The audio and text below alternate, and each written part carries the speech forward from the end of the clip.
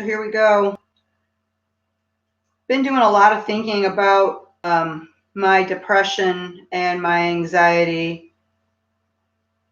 So I'm trying to figure out what can I do about that. And probably about 5 years ago, I started a journey with it was a bardic thing through the Ovates, Bards, and Druids. It was a Druid path, and we went through the elements of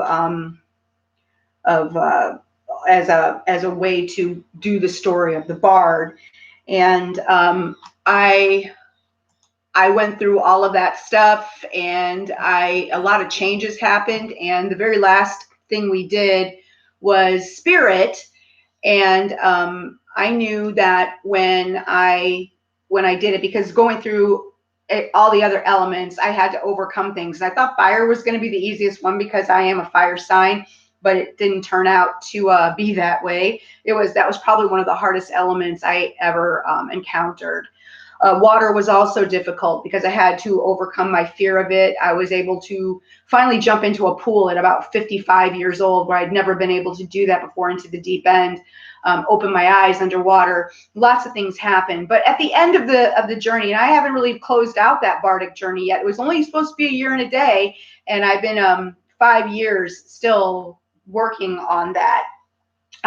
So I knew sitting out when I opened up that last element of spirit that I was going to have to confront my hi dad, my obsession with death and my inability to have quality of life, because I'm terrified of it and have been terrified of it. And if I cry, I'm really sorry, but it's very scary to me. So I can remember as far back as being a really little kid, waking up and in the middle of the night, or not being able to sleep because I would obsess on what happens when you die. And I have been a seeker of so many different kinds of religions and paths, trying to make myself feel better where that's concerned, because it really does inhibit the quality of my life. And so I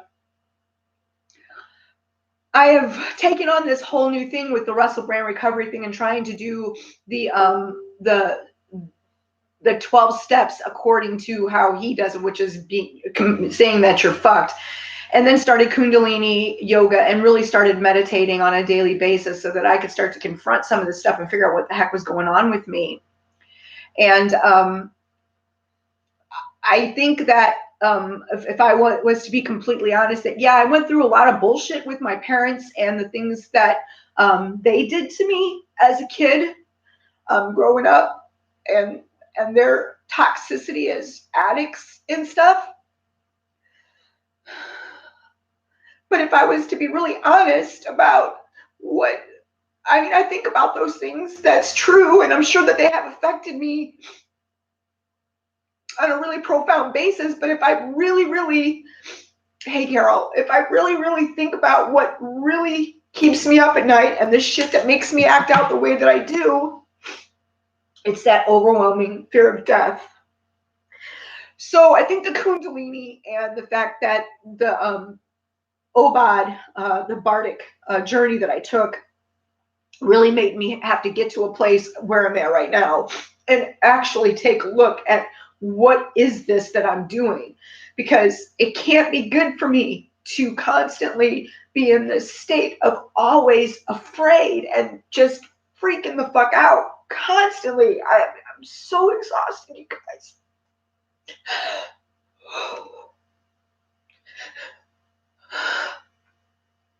So I went out today and I looked for some stuff to maybe help me through some of that shit.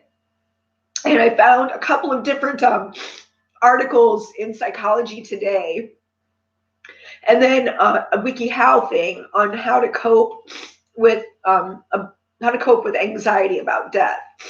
So one of the things that they said on the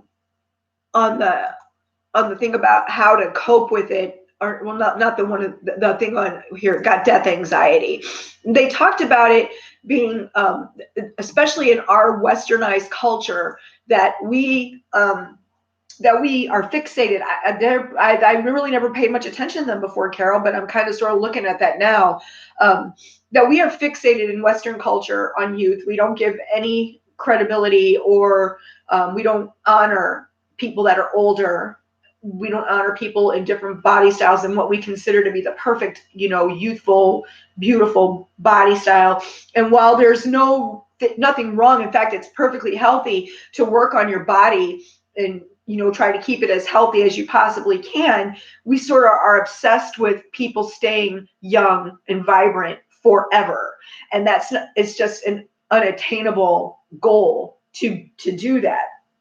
And in other cultures, they honor death as a vital part in the next step of whatever we do.